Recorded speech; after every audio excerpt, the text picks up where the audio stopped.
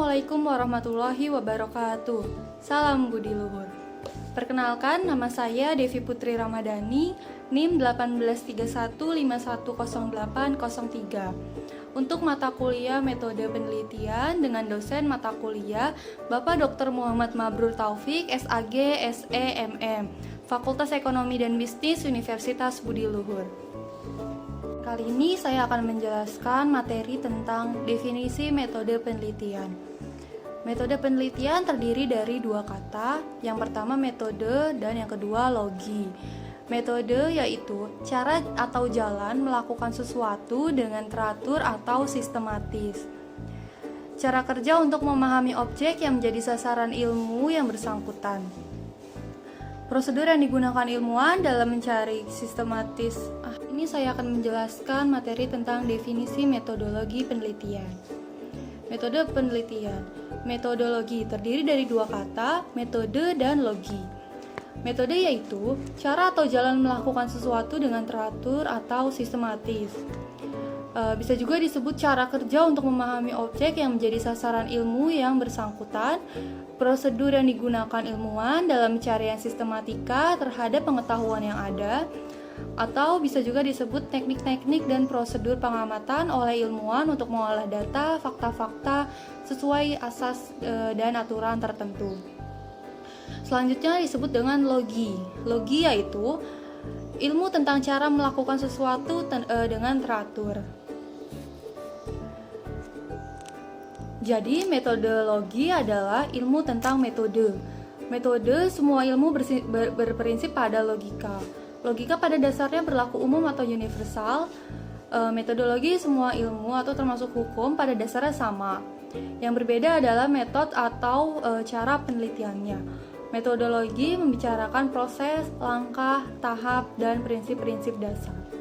Metode penelitian artinya ilmu tentang cara melakukan penelitian dengan teratur atau sistematis, memberikan pedoman tentang cara seseorang ilmuwan mempelajari, menganalisis, dan memahami lingkungan-lingkungan yang dihadapinya.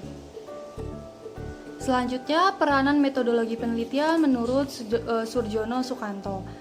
Yang pertama, menambah kemampuan para ilmuwan untuk mengadakan atau melaksanakan penelitian secara lebih lengkap. Yang kedua, memberi kemungkinan yang lebih besar untuk meneliti hal-hal yang belum diketahui. Yang ketiga, memberikan kemungkinan yang lebih besar untuk melakukan penelitian interdisipliner. Yang keempat, memberikan pedoman untuk mengorganisasikan serta mengintegrasikan pengetahuan mengenai masyarakat. Kalau untuk penelitian menurut hukum, yaitu hakikatnya adalah upaya mencari dan menemukan pengetahuan yang benar tentang hukum, yaitu pengetahuan yang dapat dipakai untuk menjawab secara benar pula sesuatu masalah hukum.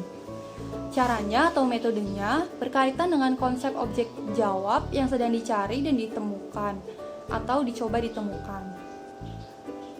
Metode penelitian terdiri dari 4. Yang pertama, metode perancangan penelitian. Yang kedua, metode pengumpulan data. Yang ketiga, metode pengolahan data. Yang keempat, metode analisis data. Yang pertama, kita bahas tentang metode perancangan penelitian, yaitu menyangkut langkah-langkah apa saja yang diperhatikan untuk menyiapkan suatu rancangan penelitian sebagai langkah awal dalam kegiatan penelitian. Yang harus disiapkan yaitu pertama, penentuan jenis penelitiannya dulu. Yang kedua, penentuan lokasi penelitian. Yang ketiga, penentuan jenis data. Yang keempat, penentuan sumber data. Selanjutnya, metode pengumpulan data. Metode pengumpulan data termasuk menentukan populasi dan sampling. Metode pengumpulan data terdiri dari 4. Yang pertama, studi pustaka atau bibliografi studi. Yang kedua, observasi di lokasi penelitian. Yang ketiga, wawancara atau interview. Yang keempat, kuesioner atau angket.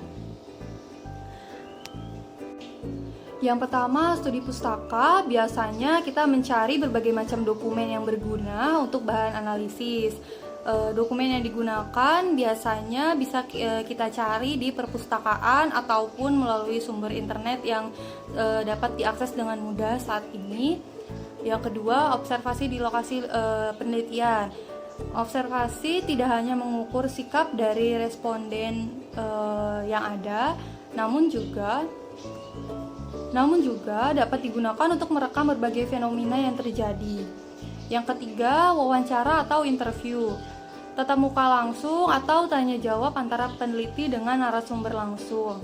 Yang keempat, terakhir, kuesioner atau angket. Biasanya kita menyebar beberapa angket atau kuesioner ke peneliti dengan beberapa metode. Yang pertama disebutnya ada metode sampling. Berdasarkan dari populasi keseluruhan dari objek pengamatan atau objek penelitian.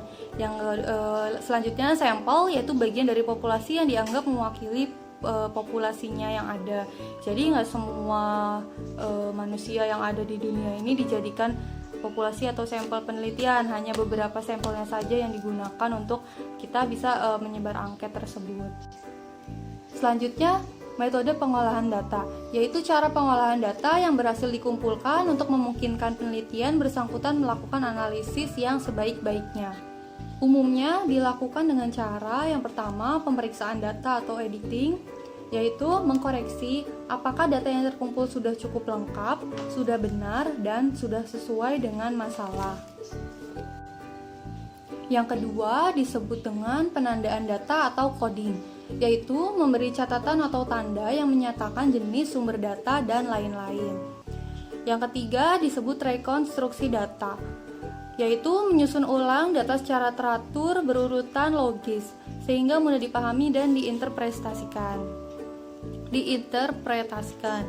Yang keempat, sistematisasi data, yaitu menempatkan data menurut kerangka sistematika bahasan berdasarkan urutan masalah yang ada. Selanjutnya, metode analisis data, bentuk data untuk menafsirkan data yang diperoleh sesuai dengan apa yang direncanakan dalam penelitian, yaitu proses mengorganisasikan dan merurutkan data ke dalam pola, kategori, dan satuan uraian dasar sehingga dapat ditemukan tema dan dapat dirumuskan hipotesis kerja seperti yang disarankan oleh data. Kemudian data dari penelitian yang tadi kita dapatkan diproses lebih lanjut untuk kita buat laporannya. Sekian, terima kasih. Materi singkat yang saya sampaikan, kurang lebihnya mohon maaf. Wassalamualaikum warahmatullahi wabarakatuh. Salam budi luhur.